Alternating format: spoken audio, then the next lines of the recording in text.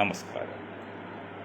ഞാൻ മൊയ്തീൻ ഷാ, രാഷ്ട്രീയ ലോക്ദളിൻ്റെ സംസ്ഥാന പ്രസിഡന്റ്. ബഹുമാന്യരെ, നിങ്ങൾക്കെല്ലാവർക്കും എൻ്റെയും എൻ്റെ പാർട്ടിയുടെയും ആശംസകളും അഭിനന്ദനങ്ങളും. പേജർ ബോംബിനെ കുറിച്ചാണല്ലോ ചർച്ച മുഴുവൻ. അത് ഒരു രണ്ട് വാക്ക് വന്നിട്ട് നമുക്ക് വിഷയത്തിൽ കിടക്കും. പണ്ട് ഒരു രാജ്യത്ത് ഒരു രാജാവിന് ഗസ്റ്റും വന്നിരുന്നു. അപ്പോൾ രണ്ട് ഭൃത്യന്മാർ കൂടി ഒരു പെട്ടിക്കകത്ത് എന്തോ പിടിച്ച് അകലേന്ന് കൊണ്ടുവരുന്നുണ്ട്. ഇത് ഈ അതിഥിയുടെ മുൻപിൽ വെച്ചിട്ട് രാജാവ് ചോദിച്ചു, ഇതിനകത്ത് എന്തായിരിക്കാമെന്ന് ഊഹിക്കാമെന്ന് ചോദിച്ചു. എന്തോ വലിയ ഭീമാകാരമായ ചോദ്യമല്ല.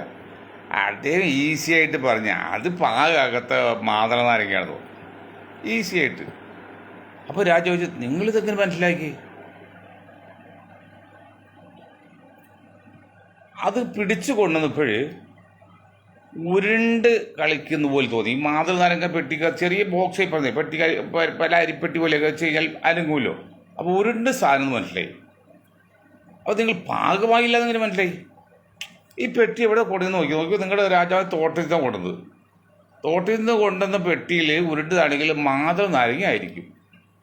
പക്ഷേ അത് പാകമാകാത്ത ഇങ്ങനെ പറഞ്ഞു. ആ തോട്ടത്തിൽ നോക്കുമ്പോൾ അവിടെ ഒന്നും പോലും പാകമായിട്ടില്ല. പിന്നെ ഇത് മാത്രം ഇങ്ങനെ പാകമാവും? അത് ഈസി ആയിട്ട് കണ്ടുപിടിച്ചോലെ. ഇത് വലിയ ഇതും വേണ്ട, നേരെ കുവൈത്തിലേക്ക് പോവും. ഇറാഖ് യുദ്ധത്തിൽ ഇറാനോട് യുദ്ധം ചെയ്ത് ഇറാഖ് തീർന്നു നിന്ന സമയത്ത് അമേരിക്കയിലെ അന്നത്തെ അംബാസഡർ ഒരു സ്ത്രീയാണ്. ആ സ്ത്രീ സദ്ദാമിനോട് പറഞ്ഞു, സദ്ദാം ജി, നിങ്ങൾ യുദ്ധം ചെയ്ത് ആകെ സാമ്പത്തികമായിട്ട് തകർന്നിരിക്കല്ലേ, ഇത് കുവൈത്തിലേക്ക് കയറി, അവിടെ കണ്ടവാനം പണമുണ്ട് എന്ന് പറഞ്ഞ് ഈ മണ്ട ചിരപത് കയറി അത് സൗദി അറേബ്യ കാണിച്ച് അങ്ങനെ സൗദിയിൽ കൈയടക്കി. ഇവിടെ വിഷയം അതല്ല. അതുപോലെ ഈ അറബികൾക്ക് ഒരു ദൂഷ്യമുണ്ട്, മുസ്ലിങ്ങൾക്ക് ചെറിയ ദൂഷ്യമുണ്ട് മൊത്തത്തിൽ. അതെന്താ അറിയുമോ? അവർ എല്ലാത്തിലും ഒത്തൊത്തു വരും. ഒരു 90 പടി കയറി കഴിയുമ്പോൾ പിന്നെ അവർ തവക്കൽ തൊലല്ലാന്ന് പറയും. അന്ന് അള്ള വിധിച്ച പോലെയാണ്. 90 പടി കയറിയിട്ട് താഴോട്ട് നോക്കിയാൽ ഇത്ര നമ്മൾ കയറി തോന്നും. പക്ഷെ വിജയത്തിലെത്തിയോ? വിജയത്തിലെത്തി 100ാമത്തെ പടിയിലെത്തണ്ടേ? ആ 100ാമത്തെ പടിയിൽ എത്താൻ ശ്രമിക്കാതിരിക്കും. പറയും ഇനി തവക്കൽ തൊലല്ല, അള്ള വിധിച്ച പോലെ ഇട്ട് പറയും. അള്ള വിധിച്ച ഒരു വലിയ സംശയമൊന്നുമില്ല. അതാ വിശ്വാസികൾക്ക് അത് ശരിയാണ്. പക്ഷെ അതോട് കാര്യമുണ്ടോ? നിനക്ക് വേണ്ടി നീ പ്രവർത്തിക്കാത്തിരിക്കാരും ഞാൻ എൻ്റെ സഹായം നിനക്ക് ഉണ്ടാവില്ല എന്ന് ഖുർആൻ പറയുന്നുണ്ട്. അപ്പം നിങ്ങൾ ആ 100ാമത്തെ പടിയിൽ കയറിയ ശേഷം നിങ്ങൾ വിശ്രമിക്കാവും. അപ്പം അതും അങ്ങനെ ചെറിയൊരു ജന്മന തന്നെ അങ്ങനെ പോരായിക്കുണ്ട്. കുറ്റം പറഞ്ഞല്ല, ആ വിശ്വാസത്തിൻ്റെ ഭാഗമാണത്. മറ്റുള്ളവർക്കൊന്നും ഈ അത്ര ആത്മീയ വിശ്വാസമില്ല. മറ്റു മതങ്ങൾക്ക് ഭൗതിക നേട്ടമാണ്. ഇസ്രായേലിനായാലും യഹൂദനായാലും ക്രിസ്ത്യാനിയായാലും ഹിന്ദുക്കായാലും അത്ര ഭൗതിക നേട്ടമാണ്. അത് കഴിഞ്ഞാൽ ആന്തരികമുള്ളൂ. ഇത് നമുക്ക് ആത്മീയമാണ്. അങ്ങനെ നോക്കുമ്പോൾ പിന്നെ ഹോങ്കോങ്ങിലെ ഒരു പേജർ ഉണ്ടാക്കുന്ന കമ്പനി, ഇപ്പം ആ പേജറില്ല 90 to 95 വരെയാണ് അത് വന്നത്. ഞാനൊക്കെ ഉപയോഗിച്ചിട്ടുണ്ട്. അതൊന്നും പ്രചാരത്തിൽ വല്ല അപ്പോഴേക്കും മൊബൈൽ വന്നുകൂടി അതൊക്കെ നിന്നുപോയി. ഒരു ഉഷ ഏജൻസി ഒരു കമ്പനിയാണ് എറണാകുളത്ത് ചിറ്റൂർ റോഡിൽ തുടങ്ങി 90 അത് ഞാൻ എടുത്ത കൂട്ടത്തിലാണ്. അന്നൊക്കെ ഞങ്ങൾ ചില സ്ഥലത്ത് പോകുമ്പോൾ മെസ്സേജ് വരുമ്പോൾ എന്തൊരു പതിവ്യ നമുക്ക് കണ്ടോ. ഇന്നിപ്പോൾ മൊബൈൽ വന്നപ്പോൾ അതൊക്കെ പോയില്ലേ. ഓക്കെ, അങ്ങനെ വന്നപ്പോൾ അത് നിന്നുപോയി. പക്ഷേ ഈ ഇസ്രായേലിൻ്റെ ചാരപ്രവർത്തനം അതികഠിനമായതിൻ്റെ പേരിൽ മൊബൈൽ ഫോൺ സുരക്ഷിതമല്ലാന്ന് മനസ്സിലാക്കിയപ്പോൾ അത് പകരം കണ്ടുപിടിക്കാൻ ഈ ലബനീസ് ഹിസ്ബുള്ള ശ്രമിച്ചു. ചിന്തിച്ചുകൊണ്ടിരിക്കുകയാണ്. ഇതെല്ലാം മനസ്സിലാക്കിയ ഈ ഹോങ്കോങ് കമ്പനിയുടെ റെപ്രസെൻറ്റേറ്റീവ് ഒന്ന്, ഏതായാലും നിങ്ങൾക്ക് മൊബൈൽ ഫോൺ സുരക്ഷിതമല്ല, അപ്പോൾ അത് തൽക്കാലം ഞങ്ങളൊരു ഇത് ഉണ്ടാക്കിയിട്ടുണ്ട്, ഇപ്പോൾ അത് ഉപയോഗിക്കുന്നില്ല, അത് ഒരു 10,000 ഉണ്ടാക്കി തരാം, അപ്പോൾ നിങ്ങൾക്ക് ആശയം കൈമാറാൻ ചെയ്യാതോ. അങ്ങനെ ഏജൻസി എടുത്തു പോന്നു. പക്ഷേ ഇത് ഉണ്ടാക്കിയതാരാണ്? ഹോങ്കോങ്ങിൽ കമ്പനി ആണെങ്കിലും അവരെ കെയർ ഓഫിൽ ഉണ്ടാക്കി കൊടുത്ത ഹംഗറിയിലെ ഒരു ഇസ്രായേൽ ഒരു കമ്പനിയാണ്. അതിൽ പറഞ്ഞില്ലേ 3 ഗ്രാം വെച്ച് പിന്നെ സ്ഫോടക വസ്തു ചേർത്ത് ഒരേ സമയത്ത് ഓൺ ചെയ്യാവുന്ന രീതിയിലൊക്കെ അതൊക്കെ പെഗാസസ് ഒക്കെ ഉള്ള കാലമല്ലേ, അത് അറിയാമല്ലോ, അതൊക്കെ അറിയാമല്ലോ. അങ്ങനെയാണ് ചെയ്തത്. പക്ഷേ അപ്പോഴും നമ്മൾ മനസ്സിലാക്കേണ്ടത് ഇറാനികളും ഹിസ്ബുള്ളയും ഹമാസും ലെബനോണും മറ്റെല്ലാം കൂടി എന്താ നിങ്ങൾ ചിന്തിക്കുന്നത്? നിങ്ങളൊരു സാമാന്യ ബുദ്ധിയില്ലേ? ഞാൻ ചോദിക്കുകയാണ്, മുസ്ലിമായത് അറബി ആയതോട് പറയുകയാണ്, നിങ്ങൾക്ക് സാമാന്യ ബുദ്ധിയില്ലേ? ഇവിടെ ഈ പോപ്പുലർ ഫ്രണ്ടുകാരോട് ഞങ്ങൾ പറഞ്ഞു, ചില നേതാക്കൾ ചില ആൾക്കാർ എനിക്കറിയാം, അവരോട് പറഞ്ഞാൽ മതിയോ, നിങ്ങൾ യുദ്ധം ചെയ്യുന്ന അവസാനം ഇന്ത്യൻ പട്ടാളത്തോടാണ്. ഇന്ത്യൻ പട്ടാളത്തിന് മുമ്പിൽ നിങ്ങളെപ്പോലെയുള്ള വേറെ ആര് എതിർക്കാൻ വന്നാലും പട്ടാളോട് ജയിച്ചിരിക്കണം. കാരണം നമ്മുടെ അഭിമാനത്തെ പ്രശ്നമാവും. തോൽക്കാൻ പാടില്ല നമ്മുടെ പട്ടാളം, അതാണ്. അപ്പം നിങ്ങളൊക്കെ വലുത് വന്നാൽ തോറ്റ് ചരിത്രമുള്ളത്, അവർ രക്ഷയില്ലാന്ന് പറഞ്ഞാണ്. പക്ഷെ ആ മണ്ടന്മാർ ചെയ്തില്ല. അതുപോലെ നിങ്ങൾ യുദ്ധം ചെയ്യേണ്ടത് ഇസ്രായേലിനോടല്ല. നിങ്ങൾ യുദ്ധം ചെയ്തിട്ട് ലോകത്തെ ഇന്നും നമ്പർ 1 എന്ന് പറയുന്ന ആയുധ ശേഷിയിലും ബുദ്ധിശക്തിയിലും ശേഷിയുള്ള അമേരിക്കയോടാണ്. അതാണ് അൻവർ സാദത്ത് എന്ന് പറഞ്ഞത്. 3 ദിവസം യുദ്ധം ചെയ്തപ്പോൾ നിർത്തിയില്ലേ? അന്ന് അൻവർ സാദത്ത് ഭാഷ നിങ്ങൾക്ക് ബാധകമാണല്ലോ. ബുദ്ധിയുണ്ടെങ്കിൽ എന്താ പറഞ്ഞത്? ഇസ്രായേലോട് യുദ്ധം ചെയ്യാൻ ഞങ്ങൾ മതി. അന്ന് ഇസ്രായേലും ഈജിപ്തും സിറിയയും അമ്മൻ അത് 3 രാജ്യമാണ് യുദ്ധത്തിൽ വന്നത്. ഇസ്രായേൽ ഒരു പക്ഷത്തോളം. അപ്പോൾ എന്താ പറഞ്ഞത്? അമേരിക്കയോടാണ് ഞങ്ങൾ യുദ്ധം ചെയ്യേണ്ടത്. അമേരിക്കയുടെ യുദ്ധം ചെയ്യാനുള്ള കഴിവ് ഞങ്ങൾക്കില്ല എന്നോ ഞാൻ ആ സന്ധി സംഭാഷണത്തിൽ വന്നത്. അതുപോലെ അമേരിക്കയോടാണ് നിങ്ങൾ യുദ്ധം ചെയ്യേണ്ടത്. എന്താണ് വേണ്ട ശിരോമണികൾ നിങ്ങൾക്ക് മനസ്സിലാക്കാത്തത്? നിങ്ങൾ ഈ കുഴിബോംബ് അല്ലെങ്കിൽ പണ്ട് ഉണക്കപ്പെട്ടിട്ട് ജയിക്കാൻ പറ്റുമോ? നിങ്ങൾ കരുതി കൊട്ടി ആൾക്കാരെ കൊന്നുകളയല്ലേ? എന്ത് നേട്ടമുണ്ട്? ആത്മാവ് നഷ്ടപ്പെടുത്തി എന്ത് നേരിട്ട് കാര്യമില്ല എന്ന് ബൈബിൾ വചനം പറയുമ്പോലെ, നിങ്ങൾ ഈ ആൾക്കാരിങ്ങനെ കൊന്ന ശേഷം നിങ്ങൾ എന്ത് നേടാനാണ്? നിങ്ങൾ സ്വർഗത്തിൽ പോയി ഇപ്പോൾ അവിടെ ഹൗറിലികളും മറ്റുമൊക്കെ ഉണ്ട്. ഈ സ്വർഗത്തിൽ വ്യഭിചാരം ലൈംഗിക ഇത് മാത്രമാണ് സ്വർഗത്തിൽ സുഖം എന്ന് പറഞ്ഞത്. അന്ധമായ വിശ്വാസത്തിലും കേട്ട് വെച്ച് അങ്ങോട്ട് ചെല്ലാണ് ചാടിച്ചാത്ത്. ഇവിടെ അഫ്ഗാനിസ്ഥാനിലുണ്ടായി 18 വയസ്സ് 12 വയസ്സ് കുട്ടികളൊക്കെയാണ് വിളിച്ചത് യുദ്ധത്തിന് വേണ്ടി. തോക്കോട്ട് വിടാണ്. അവരും ചാവും, ആരെങ്കിലും ചിലപ്പോൾ കൊല്ലും. എന്താണ് നിങ്ങൾ ഈ വകതിരിവില്ലാത്ത പ്രായോഗിക ചിന്തിക്കാത്ത? ഞാൻ മുസ്ലിം സമുദായത്തോടെ ചോദിക്കും. കേരളത്തിലെ ഞാനൊരു കല്യാണത്തിന് പോയി ഒരു ദിവസം, 18 വയസ്സ് അങ്ങോട്ട് പൂർത്തിയായി കഴിക്കാൻ പറ്റില്ലല്ലോ. 18 വയസ്സ് കഴിഞ്ഞ കുട്ടികൾ വിവാഹം കഴിച്ചോട്ടെ, നമ്മൾ എതിർക്കുന്നില്ല. പക്ഷെ എല്ലാവരും അങ്ങനെ കെട്ടിച്ചുവിടുന്നുണ്ടോ? ആ കുഞ്ഞിൻ്റെ മുഖം കണ്ടപ്പോഴല്ലോ കുഞ്ഞ് ഭാവന മാറിയിട്ടില്ല. ഇത് വരണ്ടിരിക്കും പോലെ. എന്തിനാ നിങ്ങളിങ്ങനെ കൈകാര്യം ബാധ്യത ഒഴിപ്പിക്കാൻ വേണ്ടി? ഒരു 22, 23 അല്ലെങ്കിൽ 21 വയസ്സൊക്കെ കുറച്ചുകൂടി മെച്ചുകളായി 2-3 കൊല്ലമൊക്കെ പീരീഡൊക്കെ വന്ന് നല്ല രീതിയിൽ വളർന്നിട്ട് ചെയ്താൽ പോരെ? ഇത് മുസ്ലിം സമുദായത്തെ ഞാൻ ഒരിക്കലും കുറ്റമല്ലാട്ട് പറഞ്ഞത്. ഉത്തരവാദിത്തമുള്ള അച്ഛന്മാർ അല്ലെങ്കിൽ വാപ്പമാർക്ക് ഉണ്ടാവും. പ്രായപൂർത്തിയായ മകൾ ആരെങ്കിലും ഏൽപ്പിക്കണം എന്നുള്ള ചിന്ത ഉണ്ടായാലും തെറ്റാൻ ഞാൻ പറയുന്നില്ല. പക്ഷെ ഒന്ന് പ്രായോഗികമായി ചിന്തിക്കുന്നത്. തിയറി ഇങ്ങനെ കിടക്കട്ടെ. 10-21 വയസ്സ് കൊച്ചുകൂടി ഒന്നുകൂടിയൊക്കെ ശാരീരികമായിട്ടൊക്കെ ഒന്ന് വളർന്ന് മാനസികമായിട്ട് വളർന്ന് അത് കുഞ്ഞൊരു ഇതെന്താ ഈ 18 വയസ്സ് കല്യാണം കഴിയുമ്പോൾ ഇത് ഏതെങ്കിലും ഹിന്ദു സമുദായം ക്രിസ്ത്യൻ സമുദായം പറഞ്ഞെങ്കിൽ ഇവിടെ ബഹളമാകും. മതത്തിൽ ഇടപെട്ട് പറയും. എനിക്ക് ധൈര്യമായിട്ട് അറിയാം. ഒരു 18 വയസ്സായി കല്യാണം കഴിച്ചു, 19 വയസ്സ് ഒരു പ്രസവം, 20 വയസ്സ് വേറെ പ്രസവം, 21 വയസ്സ് വേറെ 3 പ്രസവം കഴിഞ്ഞപ്പോൾ ആ പെൺകുട്ടിയെ കൊണ്ട് പിന്നെ ഒന്നിനും കൊള്ളാതെയാവും. എൻ്റെ പൊന്ന് സഹോദരങ്ങളെ, നമ്മൾ ആരും പേടിപ്പിച്ചല്ല, നിങ്ങൾ സ്വയം ഒന്ന് വളർന്നു വരും. ഇന്ന് ഞാൻ രാവിലെ ഹോട്ടലിൽ ഒരു ഭക്ഷണം കഴിക്കാൻ ബ്രേക്ക്ഫാസ്റ്റ് ചെയ്തപ്പോഴല്ലോ ഒരു പർദ്ദക്കാരി ഒരു കാക്കായും വന്നു. ഞാൻ ഈ പറയുന്ന സങ്കടമുണ്ട്. പർദ്ദയിട്ട് ഒരു കുഴപ്പമില്ല, അത് പല ഗുണങ്ങളുണ്ട്. പക്ഷേ ആ മുഖം കൂടി മറച്ച് ഈ പാടത്തേക്ക് പശുവിനെ കൊണ്ടുപോകുമ്പോൾ ഈ നെല്ല് തിന്നായിരിക്കാൻ വേണ്ടി ഒരു കൊട്ട പോലെ വെച്ച് മറക്കും പശുക്കൾക്ക്, കാളകൾക്കൊക്കെ. അതുപോലെ അതെന്തിനാണ് നിങ്ങൾ ചെയ്തത്? നിങ്ങൾ ആഗ്രഹമുള്ളവരൊക്കെ ഇന്ത്യ വിട്ടു പോകണം. ഞാൻ പറഞ്ഞത് അങ്ങനെയുള്ളത് ഇന്ത്യ വിട്ടു പോകണം. ഇന്ത്യയിൽ ജീവിക്കുകയാണെങ്കിൽ അഫ്ഗാനിസ്ഥാനിൽ പോകണം. മുഖം വെച്ച് ബാക്കിയെല്ലാം മറച്ച ഒരു കുഴപ്പമില്ല. അതെന്താണ് കേട്ട് നിങ്ങൾക്ക് എല്ലാവരും കാണാം, നിങ്ങളാരും കാണാൻ പാടില്ലെന്ന്. അതൊക്കെയാണ് വിശ്വാസം. നിങ്ങളുടെ മനസ്സ് ശുദ്ധമാണെങ്കിൽ നിങ്ങൾ ആരെയും പേടിക്കേണ്ടെന്നേ. നിങ്ങൾ ഒരു തെറ്റായ രീതിയല്ല മറ്റു പുരുഷനെ കാണുന്നെങ്കിൽ നിങ്ങൾക്ക് ആ ശിക്ഷയില്ല നിങ്ങളുടെ വിശ്വാസം വെച്ച്. അത് കാണിക്കുന്ന എന്തൊരു പേക്കോലങ്ങളാണത്. നീ പറയാതിരിക്കാൻ വയ്യ.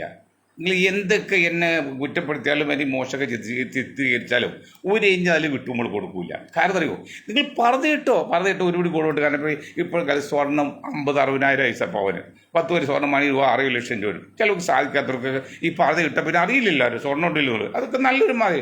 പിന്നെ അകത്തിട്ട വസ്ത്രങ്ങൾ മുഷിഞ്ഞായില്ലെങ്കിൽ ചിലപ്പോൾ കീറിയതാണെങ്കിലും ആരും അറിയാൻ പോകുന്നില്ല, അത് പൊക്കി പോകില്ല. അതൊക്കെ അങ്ങനെ ഒരുപടി കൊടുക്കും. പിന്നെ ശരീരം ശരിക്കും മറയുകയും ചെയ്യും. അത് സൂര്യപ്രകാശം ഏൽക്കാതെ ഇരിക്കുന്നതുകൊണ്ട് ഭംഗി കൂടും, സൗന്ദര്യം കൂടും. ഇപ്പോൾ സായിപ്പത്തി അത് യൂറോപ്യൻ സ്ത്രീകളെക്കാൾ ആരോഗ്യവും സെക്സും കൂടുതൽ പർദ്ദകാരികളായ സ്ത്രീകൾക്കെന്നാണ് അമേരിക്ക കണ്ടുപിടിച്ചാണ്, ബ്രിട്ടൻ കണ്ടുപിടിച്ചാണ്. കാരണം അവർ വളരെ സൂക്ഷ്മമായിട്ട് ശരീരം മറക്കുന്നത്, അഴുക്കും അണുക്കളൊന്നും കയറാതെ. അതൊക്കെ നല്ലത് തന്നെ, ഒരു സംശയക്കാത്തില്ല. അപ്പം എനിക്ക് പറയാനുള്ള ഒരു പരാതി, അത് ഈ കറുപ്പിന് പകരം വെള്ളയാകുന്നുള്ള. അപ്പോൾ കുറച്ചുകൂടിയൊക്കെ കറുപ്പ് എന്തോ ഒരു പോരായി പോലെ തോന്നുന്നു. അതാകട്ടെ. പിന്നെ ഈ മുഖത്ത് ഒരു തുണിശീല ഇട്ടുകൊണ്ട് പോകുന്ന അതാണ് ഒരിക്കലും സഹിക്കാൻ പറ്റില്ല. വൃത്തികേട് മാത്രമല്ല, നാണക്കേട്. എന്ത് സാധനം അങ്ങനെ ഒരു പോളിസി നമ്മൾ എന്താ പറയുക, മണ്ടം വരത്ത്. ഞാൻ വിഷയം മാറ്റിക്കൊന്നു അവിടെ. അപ്പോൾ അങ്ങനെ വന്നപ്പോൾ അത് പൊട്ടിത്തച്ചുണ്ടാക്കി. അപ്പോൾ ഇങ്ങനെയുള്ള ആധുനിക ശാസ്ത്രത്തിൽ വളരെ പ്രശസ്തമായ രീതിയിൽ വളർന്നിരിക്കുന്ന ഒരു ടെക്നോളജിയോട് നിങ്ങൾ ഈ പഴയ കുന്തവും കൊടുച്ചക്രവും വെച്ചിട്ട് എന്ത് ചെയ്യാൻ പറ്റും? ഞാൻ ഇറാനോട് ചോദിക്കുകയാണ്. ഇറാഖ് യുദ്ധം ഉണ്ടായില്ല, എല്ലാം നയിപ്പിച്ചു കളയും, എത്ര കോടി കളഞ്ഞു, എന്ത് നേടി നിങ്ങൾ? സദ്ദാമിനെ കൊന്ന്. ഇനി അത് തന്നെയില്ല, നിങ്ങളുടെ കൈകളിൽ ആയുധങ്ങൾക്ക് എത്ര വർഷം പഴക്കമാണ്? 20, 25, 30 വർഷമൊക്കെ പഴക്കമുള്ള ഹെലികോപ്റ്റർ അത് കേടുവന്നൊക്കെ അതിന് പാർട്സ് കിട്ടാനില്ല. അപ്പം നിങ്ങൾക്ക് അനധികൃതമായി കയ്യേറിയ അധികാരം ഇറാന് നിലനിർത്തി കൊണ്ടുപോകാൻ വേണ്ടി ഒരു യുദ്ധപ്രീതി ഉണ്ടാക്കേണ്ടത് ഇറാന്റെ നേതാക്കൾക്കും ഇസ്രായേലിലെ ഭരണാധികാരികൾക്ക് ആവശ്യമാണ്.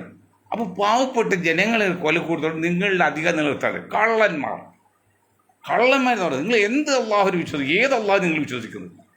നിരപരാധികൾ കൊന്നു കഴിഞ്ഞിട്ട് പ്രവാചകൻ എന്തെങ്കിലും നിരപരാധി കൊല്ലം കൂട്ടുന്നിട്ടുണ്ടോ? അള്ളാഹു കൂട്ടുന്നിട്ടുണ്ടോ? എന്തൊരു തെമ്മഴത്തില കാണിക്കുന്നത്? ഇസ്രായേലിൻ്റെ പണം വാങ്ങി എടുക്കുന്ന ഈ ഹിസ്ബുള്ളെ അല്ലെങ്കിൽ ഈ ഹമാസൊക്കെ ഇസ്രായേൽ തുറന്നു കയറാൻ അനുവാദം കൊടുത്തല്ലേ? അവരുടെ മെഷറി ഓഫല്ലായിരുന്നോ? അവരുടെ ടെലികമ്മ്യൂണിക്കേഷൻ ഓഫല്ലായിരുന്നോ?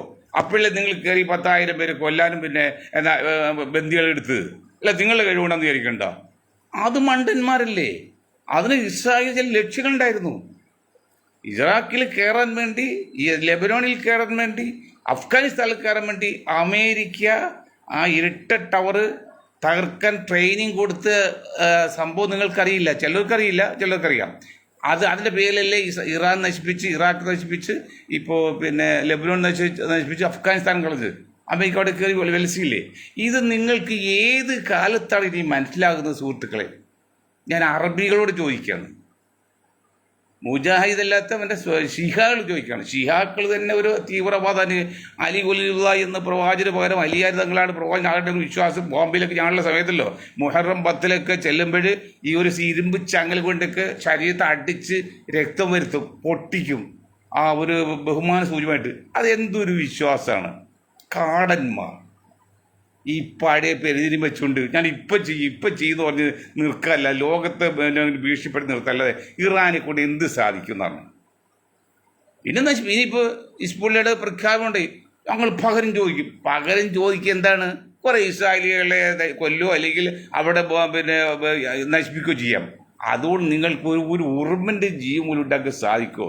ഇസ്രായേൽ എന്ന പിന്നെ ഭീകര സംഘടനയായാലും ഹമാസ് ആയാലും ഹിസ്ബുള്ളൊക്കെ ആണെങ്കിലും നിങ്ങൾക്ക് ഉറുമ്പിനെ ജീവൻ ഉണ്ടാക്കാൻ സാധിക്കുമോ?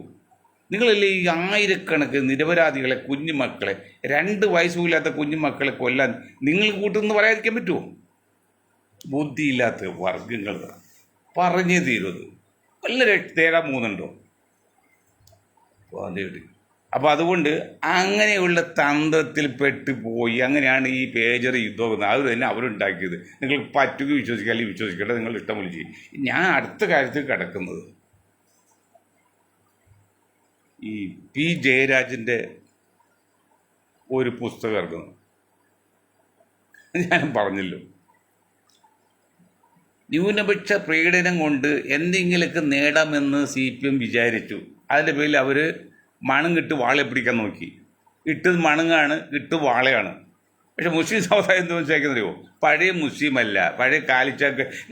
നമ്മളൊരു MESൻ്റെ ജില്ലാ പ്രസിഡന്റ് MA മുഹമ്മദ് ഉണ്ട്, ഡോക്ടർ MA മുഹമ്മദ്. അദ്ദേഹം ഗ്യാസ് ഏജൻസി എടുത്തു. അവിടെ ചെന്നപ്പോൾ അവിടുത്തെ ഒരു പുണ്യം ചോദിച്ചാൽ, നിങ്ങൾ പഴയ കാലിച്ചാക്ക് പാട്ട് കച്ചവടം ചെയ്യാൻ പറ്റും, നിങ്ങൾ ഗ്യാസ് ഏജൻസി എടുക്കുന്നത് ഇഷ്ടമായില്ല. പരസ്യം പോലെ തമാശക്കായിരിക്കണം. അതുപോലെ നടത്തിയിരുന്ന കാലം പോയി. ഇന്ന് ഈ സമുദായം, അഭിമാനത്തോടെ പറയാം, ഇന്ന് ഈ സമുദായം മാനസികമായിട്ടും ശാരീരികമായിട്ടും സാമ്പത്തികമായിട്ടും വിദ്യാഭ്യാസമായിട്ടും എല്ലാ നിലയ്ക്കും വളർന്നിട്ടുണ്ട്. അത് വെറുതെ വളർന്നല്ല, സർക്കാരിൻ്റെ സപ്പോർട്ട്, സർക്കാരിൻ്റെ വനം കയ്യേറിയതല്ല. അവർ കഴിഞ്ഞ തലമുറ 70 മുൻപുള്ള തലമുറ ഗൾഫിൽ പോയി മണ്ണ് ചോന്നും പട്ടിണി കിടന്നും പൈസ ഉണ്ടാക്കി ആ പൈസ കൊണ്ട് അവരവരെ മക്കളെ പഠിപ്പിച്ചു. അവർ ഗൾഫിൽ ചെന്നപ്പോൾ മനസ്സിലായി വിദ്യാഭ്യാസത്തെ പോരായിക, അതെൻ്റെ മക്കൾക്ക് ഉണ്ടാക്കിയെന്ന് വിചാരിച്ചാൽ അവർ കരുതി കൂട്ടി കഷ്ടപ്പെട്ട് ഓവർ ടൈം ചെയ്ത് പണം ഉണ്ടാക്കി മക്കളെ പഠിപ്പിച്ച് അങ്ങനെ 1 2 10 1000 10,000 കുടുംബങ്ങൾ പഠിപ്പിച്ച് അവർക്ക് പഠിച്ച് വിദ്യാഭ്യാസം കിട്ടി, ജോലി കിട്ടി, ഹോസ്പിറ്റലായി, കോളേജായി, എല്ലാ നിലക്കും ഒരു പരിധി വരെയും, അല്ലാതെ അന്യായിട്ടൊന്നുമില്ല. ഇന്നൊരു ആൾ പറഞ്ഞത് കണ്ടമാനം ഒരു പരിധി വരെയും തമ്മിൽ പേരെന്ന് പറഞ്ഞാൽ കുറച്ച് വളരെ അങ്ങനെ വളർന്നു വന്നപ്പോൾ സ്വാഭാവികം കിട്ടും. അതിന് ഇത് മുമ്പ് അത് ആസ്വദിച്ച് വിഭാഗത്തിൽ ഇഷ്ടാവില്ല, അത് വേറെ കാര്യം. അങ്ങനെ നിൽക്കുമ്പോൾ മുസ്ലിങ്ങളെ പറ്റിക്കാൻ നോക്കി പറ്റിയില്ല, അത് മനസ്സിലായി. അപ്പോൾ ഇനി ഏക മാർഗം എന്താണ്? കമ്മ്യൂണിസ്റ്റ് CPM സംബന്ധിച്ച് ഹിന്ദു കാർഡ് കളിക്കണം. ഇവിടെ ഒരു വിഭാഗം ഹിന്ദു കാർഡ് കളിക്കുന്നുണ്ട്, BJP കളിക്കുക ഹിന്ദു കാർഡ്, അവർ കുറ്റം പറയില്ല, അവർ പോളിസിയാണത്, അതിനും അവർ കുറ്റം പറയാൻ പറ്റില്ല. പക്ഷേ CPM മാറി മാറി കളിക്കുകയാണ്. നിങ്ങളുടെ നേതാവിൽ ഒരു EM എന്ന് പറയുന്ന EM ശങ്കരൻ നമ്പൂതിരിപ്പാട് എന്ന ഫുൾ നെയിമിലും EMS എന്ന് അണികൾ വിളിക്കുന്നു, EM എന്ന് വിളിക്കുന്ന നേതാക്കൾ വിളിക്കുന്ന ശങ്കരൻ നമ്പൂതിരിപ്പാടില്ലേ, അദ്ദേഹം ഒരു കാലഘട്ടത്തിൽ ഹിന്ദു കാർഡ് കളിച്ച്, അതായത് അതിനു മുമ്പായിട്ട് ലീഗിനെ പിളർത്തിയിട്ട് ആളില്ല ലീഗ് എന്നാണ്, അത് ആൾ ഇന്ത്യ ലീഗ് ഉണ്ടാക്കിയിട്ട് അതിനെ കൂടെ കൊണ്ടുവന്നപ്പോയിട്ട് അതിൽ ആളില്ല. നമ്പൂതിരിപ്പാട് ഒരു കാര്യമല്ലേ, ഈ ആടിന് 2 സ്ഥലം അകിടുണ്ട്, ഒരു അകിടി കൂടി പാല് വരും, മറ്റകിട് പേടായ അകിട, പാല് വരില്ല. അപ്പോൾ ഈ CH മുഹമ്മദ് സാഹിബ് പറഞ്ഞ പോലെ ആളില്ല ലീഗിന് നമ്പൂതിരിപ്പാട് മനസ്സിലായി, അത് ആളില്ല, അങ്ങനെ അവർ വിടാൻ വേണ്ടി എന്തറിയോ, ഇടപാട് തീർത്താൽ നഷ്ടപരിഹാരം കൊടുക്കണ്ടേ. പെണ്ണ് സ്വയം പോകുകയാണെങ്കിലോ, ബുദ്ധിമാനായി EMS ശരീരത്തിൽ കൊണ്ട് എടുത്തിട്ട് ശരീരത്തിൽ ഇത് ഇട്ടോടി അവർ ഇത് കിടക്കണം പോയി. അപ്പം അതുപോലെ ഇപ്പോൾ ഇത് അവിടെ നിങ്ങളും മനസ്സിലാക്കേണ്ട കാര്യമുണ്ട്. പച്ച പരമാർത്ഥം യാഥാർത്ഥ്യം പറയാനും പറ്റില്ല. നിങ്ങൾ തന്നെ പറയാറുണ്ട് 50% കൂടുതൽ ന്യൂനപക്ഷമായി കേരളത്തിൽ നിന്ന്. കേട്ടോ, ഈ 50% കൂട്ട് 50% ഭൂരിപക്ഷ സമുദായമുള്ളത്. ഈ 50%-ൽ സ്വാഭാവികമായിട്ടും നല്ല നോട്ടമുള്ളത് BJPക്കോ സംഘപരിവാറിനോ നല്ല നോട്ടമുണ്ട്. അവർക്ക് മെയിനായിട്ട് ഇഷ്യൂ അവിടെ നിന്നാണ്. ഇപ്പോൾ മാറ്റം വന്നിട്ട് ഞങ്ങളൊക്കെ വരുത്തിക്കൊണ്ടിരിക്കണം. പിന്നെ നിങ്ങൾക്ക് എവിടെ നിന്ന് കിട്ടുന്നത്? ക്രിസ്ത്യൻസിൽ നിന്ന് കാര്യമായിട്ട് LDFന് കിട്ടാൻ സാധ്യതയില്ല. കുറച്ചുള്ള ലീഗിനും പോകും, കുറച്ച് BJPക്കും പോകും. മുസ്ലിം സമുദായത്തിൽ ഏതാണ്ട് ഇപ്പോഴത്തെ കണ്ടിട്ട് നല്ല ശതമാനം UDFലാണ് പോകുന്നത്. അത് ഞങ്ങൾ തീരുമാനമെടുത്ത കാര്യം ഇതാണ്. ഇന്ത്യ മുന്നണി NDA എന്ന മുന്നണി, അതിലെ ഒരു ഘടകകക്ഷിയാണ് ഇന്ന് ഞങ്ങൾ. ഏതാണ് ആ പാർട്ടി? ലോക രാഷ്ട്രീയ ലോക്ദൾ, RLD. അത് ചരൺ സിംഗിൻ്റെ മകൻ, അജയ് സിംഗിൻ്റെ മകൻ ജയന്ത് ചൗധരിയാണ്. അദ്ദേഹം കേന്ദ്രമന്ത്രിയാണ്. ഈ ഇലക്ഷൻ മുമ്പ് വരെയും ഇന്ത്യ മുന്നിലായിരുന്നു. അത് ഇലക്ഷൻ സമയമായപ്പോൾ ഭാരത് രത്നൊക്കെ അവാർഡ് കൊടുത്ത് വളർത്തി അങ്ങോട്ട് പോയി, ഇപ്പോൾ മന്ത്രിയായി. അപ്പം നിങ്ങൾ കാര്യം മനസ്സിലാക്കണം, ഇപ്പം മാർക്സിസ്റ്റ് പാർട്ടിയെ സംബന്ധിച്ച് അത് അട്ടർലി ഫെയിലിയറായി കൽക്കട്ടയിൽ പോലെ കേരളത്തിൽ നശിച്ചു തുടങ്ങി, ഇനി ഒന്നുമില്ല. പിന്നെ കോൺഗ്രസിൻ്റെ വളർച്ച ക്ഷണിച്ചു, പിന്നെ കുറേ BJPയിലേക്കാണ് സ്വാഭാവികം പോയിട്ട്. ആ പോകുന്നതിന് തടസ്സമാണ് ഇപ്പോൾ ഈ CPMൻ്റെ കളി. ഉള്ളവരെ കുറച്ച് അങ്ങോട്ട് പിടിക്കാൻ വേണ്ടിയാണ്. അപ്പം നമ്മൾ പറഞ്ഞു, നിങ്ങൾ ഈ മുസ്ലിം സമുദായം ഏതാണ്ട് 1/3 അതിൽ കൂടുതലുണ്ടല്ലോ, അതിൽ നിങ്ങളൊരു പകുതി ആൾക്കാരെങ്കിലും ഈ NDA മുന്നണിക്ക്, അല്ലെങ്കിൽ ഞങ്ങൾ നേരിട്ട് BJP പോകണ്ട, ഞങ്ങളുടെ പാർട്ടിയിലേക്ക് പോകാം. പാർട്ടിയിൽ വോട്ട് ചെയ്താൽ NDA യോഗം കൂടുമ്പോൾ ഞങ്ങൾ പറയും, മുസ്ലിം സമുദായത്തിൽ ജനസംഖ്യാനുപായി നോക്കിയാൽ 45 സീറ്റ് കിട്ടാനുള്ള സാധ്യതയുണ്ട്. ഈ 45 സീറ്റിൽ മത്സരിക്കാൻ നിങ്ങൾക്ക് അവസരം തന്നാൽ അത് 25 സീറ്റിൽ നിങ്ങൾ വിജയിച്ചെടുക്കാൻ നോക്കണം. 25 സീറ്റിൽ വിജയിച്ച് നിങ്ങൾ വന്നാൽ അടുത്ത അസംബ്ലി ഇലക്ഷനിൽ കേരളം ഭരിക്കുന്ന BJP മുന്നണിയായിരിക്കും. തനിയല്ല നിങ്ങളിതാണ് മുസ്ലിം സമുദായത്തിൽ മുഖ്യമന്ത്രിയോ അല്ലെങ്കിൽ ആഭ്യന്തരമന്ത്രിയോ പ്രതീക്ഷിക്കാം. നിങ്ങൾ ഇന്ത്യ മുന്നണിയിലോ അല്ലെങ്കിൽ കേരളത്തിലെ UDFലോ LDFലോ നിന്ന് കഴിഞ്ഞാൽ ഒരിക്കലും കേരളത്തിൽ മുഖ്യമന്ത്രിയാകാൻ പോകുന്നില്ല, ആഭ്യന്തരമന്ത്രി കിട്ടാൻ പോകുന്നില്ല, ബാക്കി 3ാമത്തെ കിട്ടുള്ളൂ. നിങ്ങൾ ഈ മുന്നണിയിൽ നിൽക്കുകയാണെങ്കിൽ നിങ്ങൾക്ക് പറയല്ല കിട്ടുകയാണെങ്കിൽ നിങ്ങൾക്ക് എന്ത് കിട്ടും? മുഖ്യമന്ത്രി വേണിയാകാം, അല്ലെങ്കിൽ ആഭ്യന്തരം കിട്ടും. ആഭ്യന്തരം കിട്ടായാലും പിന്നെ നിങ്ങൾ പേടിക്കണല്ലോ, പിന്നെ പോലീസ് ശല്യം ഉണ്ടായെന്ന് പറയണ്ടല്ലോ, സുരക്ഷ നിങ്ങൾ കഴിയാൻ പാടില്ലേ. അപ്പം നമ്മൾ എന്താ ചെയ്യുന്നത്? നമുക്കെതിരെ വരുന്ന കാര്യങ്ങളെ നമുക്ക് അനുകൂലമാക്കി മാറ്റിയെടുക്കാം. ഇപ്പോൾ കേരളത്തെ സംബന്ധിച്ച്, ഇന്ത്യയെ സംബന്ധിച്ച് നിങ്ങളുടെ മുഖ്യ ശത്രു നിങ്ങളെന്ന് പറഞ്ഞാൽ സംഘപരിവാറാണ്. ഓക്കെ, അത് നിങ്ങൾ ശത്രുവാണെങ്കിൽ എന്താ ചെയ്യുക?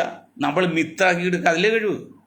ഞാൻ ഒരിക്കലും പറയാണ്, ഇന്ത്യയിലെ മുസ്ലിങ്ങളുടെ മുഖ്യ ശത്രു സംഘപരിവാറാണെന്നാണ് ധാരണ. അത് സംഘപരിവാറാണെങ്കിൽ അതിനെ മിത്രമാക്കി എടുക്കുക, അതല്ലേ മനുഷ്യൻ്റെ കഴിവും ധർമ്മവും ബുദ്ധിയും യുക്തിയും. അതുപോലെ മറിച്ചൊന്ന് പറയട്ടെ, ഇന്ത്യയിലെ സംഘപരിവാറിൻ്റെ മുഖ്യ ശത്രു ക്രിസ്ത്യാനിയുണ്ട്, കമ്മ്യൂണിസ്റ്റ് ഉണ്ട്, മെയിൻ ശത്രു മുസ്ലിമാണ്. സമ്മതിച്ചു. അപ്പോൾ നിങ്ങൾ എന്താ ചെയ്യേണ്ടത്? മുഖ്യ ശത്രുവിനെ പിടിക്കാൻ കൂടെ കൊണ്ടെടുക്കുക, അതല്ലേ ബുദ്ധി. അപ്പോൾ ഈ രണ്ട് ബുദ്ധി കൂടി ചേരുമ്പോൾ ഇന്ത്യയിലും കേരളത്തിലും എന്താ ഇത് വലിയൊരു ഫിലോസഫിയാണ്. BJP പോലും ചിന്തിക്കാത്ത ഫിലോസഫിയാണ്, വലിയ ഫിലോസഫിയാണ്. എന്താണ് ഇന്ത്യയെ സംഭവിക്കാമെന്ന് അറിയുമോ? ഞാൻ പറഞ്ഞുതരാം. ഞങ്ങൾ എത്ര വർഷമായി മനഃശാസ്ത്രം കൈകാര്യം, മനസ്സ് പന്താടുന്ന ഒരു ഗ്രൂപ്പാണ് ഞങ്ങളുടെ. ഇപ്പോൾ ശിവസേന BJPയേക്കാൾ കൂടുതൽ പ്രശ്നം ഉണ്ടാക്കി, അല്ലെങ്കിൽ പ്രാദേശികവാദം കൂടി പറഞ്ഞ ആളാണ്. ബോംബെയിലൊക്കെ മുസ്ലിം കണ്ട തല്ലിക്കൊല്ലുന്ന കാലമായിരുന്നു. ആ ശിവസേനയുടെ ഉദ്ധവ് താക്കറെ ഗ്രൂപ്പും ഇന്ന് മഹാരാഷ്ട്രയിൽ മുസ്ലിങ്ങൾക്ക് വേണ്ടി വാദിക്കുന്നു, മുസ്ലിങ്ങൾക്ക് കൂടി പ്രവർത്തിക്കുന്നു. സത്യമാണോ? അതുപോലെ, കാരണം ചില സാഹചര്യങ്ങൾക്ക് അടിമപ്പെട്ടാണ് അങ്ങനെ വന്നെങ്കിലും അതൊരു അനുകൂലമല്ല ഇത്. അതുപോലെ ഈ BJP ഇന്ന് ഇന്ത്യയിലെ പ്രബല ന്യൂനപക്ഷമായി മുസ്ലിങ്ങൾക്ക് വേണ്ടി വാദിക്കുന്ന, പ്രവർത്തിക്കുന്ന ഒരു സാഹചര്യം ഉണ്ടാക്കിയെടുക്കലല്ലേ ബുദ്ധി. അതെന്താ ചെയ്യേണ്ടത്? പശുവിനെ കറക്ക വരുമ്പോൾ പശു തട്ടും, അല്ലെങ്കിൽ എരുമ തട്ടുമ്പോൾ പിന്നെ കൊല്ലാൻ തോന്നും. എന്തെങ്കിലും കാരണവശാൽ മുസ്ലിം സമുദായത്തെ ചെറിയ അടുപ്പുണ്ടാക്കാൻ BJP ശ്രമിച്ചാൽ അവിടെ ഇവിടുത്തെ കമ്മ്യൂണിസ്റ്റ് കോൺഗ്രസ് എന്ത് ചെയ്യും? അയ്യോ അത് ആപത്താണ് പേടിപ്പിച്ച് അവർ മാറ്റി നിർത്തും. അപ്പോൾ എന്ത് ചെയ്യും? അവർ കിട്ടാവുന്ന വഴിയിലേക്ക് പോകും. അപ്പോൾ സ്വാഭാവികമല്ലേ, വലത് കൈ സ്വാധീനം കുറയുമ്പോൾ ഇടത് കൈ ഓട്ടോമാറ്റിക്കൽ സ്വാധീനം വരുമ്പോലെ നിങ്ങളിൽ നിന്നൊരു ബെനിഫിറ്റ് അല്ലെങ്കിൽ സഹായം കിട്ടിയില്ലെങ്കിൽ പിന്നെ അടുത്ത സഹായം കിട്ടിയ സ്ഥലത്തേക്ക് പോകുമ്പോൾ നിങ്ങൾ കുറ്റം പറയേണ്ടി വരും. അതിപ്പോൾ ഏറ്റവും വലിയ ഉദാഹരണം ഇപ്പോൾ കമ്മ്യൂണിസ്റ്റ് പാർട്ടി കാണിക്കുന്നത്. ഇന്നലെ വരെ മുസ്ലിം സമുദായത്തെ, മുസ്ലിം സമുദായത്തെ പൊക്കി അവർക്ക് വേണ്ടി വാദിച്ചു നടന്ന ഈ CPM ഇപ്പോൾ ഘടകവിരുദ്ധമായിട്ട് ഇരിക്കല്ലേ. അതല്ലേ നമ്മുടെ മാഷാ അല്ലാഹ് വന്നതും പിന്നെ കാഫിർ ഇതൊക്കെ വന്നത്, ഇപ്പോഴത്തെ ഷോർട്ട് വരുന്നത്. അപ്പോൾ ചോദിക്കട്ടെ, അങ്ങനെയെങ്കിൽ മുസ്ലിം വിരോധം പറഞ്ഞ് തുടങ്ങിയ ഒരു രാഷ്ട്രീയ പാർട്ടി അവർ മുസ്ലിങ്ങളെ എതിർക്കുന്നതിൽ എന്താ കുറ്റം പറയാൻ പറ്റുക? അത് പറഞ്ഞല്ലേ ചെയ്യണത്, നിങ്ങൾ പറയാതെ അതല്ലേ. ഞങ്ങളിപ്പോൾ അന്വേഷിച്ച് വന്നപ്പോൾ കോൺഗ്രസ്സിലെ പല നേതാക്കളും BJP ചേരാനുള്ള മാനസിക തയ്യാറെടുപ്പിലാണ്. കമ്മ്യൂണിസ്റ്റ് പാർട്ടിയിലെ പല നേതാക്കളും BJPയോട് സഹകരിക്കാനുള്ള മാനസിക തയ്യാറെടുപ്പില്ല, രഹസ്യമായിട്ട്. അപ്പോൾ നിങ്ങൾ രണ്ട് കൂട്ടരും രഹസ്യമായിട്ട് ചെയ്യുമ്പോൾ ഞങ്ങൾ എന്ത് ചെയ്യുന്നു? പരസ്യമായിട്ട് ഈ BJP കൂടെ ചേർന്ന് പ്രവർത്തിക്കാൻ നോക്കുന്നു. അതാണ് വ്യത്യാസം, വേറെ വ്യത്യാസമില്ല. അപ്പോൾ ഞങ്ങൾക്ക് എന്താണ് നമുക്ക് സത്യസന്ധതയുണ്ട്, ആത്മാർത്ഥതയുണ്ട്. ചെയ്യുന്ന തെറ്റായി ശരിയായിട്ട് നമ്മൾ വിജയിക്കണം എന്ന് പറയും പോലെ, ചായക്കാരൻ ചായ എടുക്കാൻ പോയാൽ അത് വിജയിക്കണം, കക്കാൻ പോയാൽ കളവിൽ വിജയിക്കണം. തെറ്റോ ശരി വേറെ കാര്യം. അതുപോലെ നമ്മളിപ്പോൾ പറയുമ്പോൾ പരസ്യമായിട്ട് പറയാൻ ഞങ്ങൾ BJPയോട് സപ്പോർട്ട് ചെയ്യണം, BJP ചേരല്ല ആ മുന്നണിയെ സപ്പോർട്ട് ചെയ്യണം. അതിനിപ്പോൾ ദേശീയ ലെവലിൽ ഒരു പ്രസ്ഥാനമുണ്ട്, ചരൺ സിംഗിൻ്റെ പ്രസ്ഥാനമുണ്ട്, അതിൽ നമ്മൾ ഭാഗവാക്കാണ്, അങ്ങ് ആയിരിക്കുകയാണ്.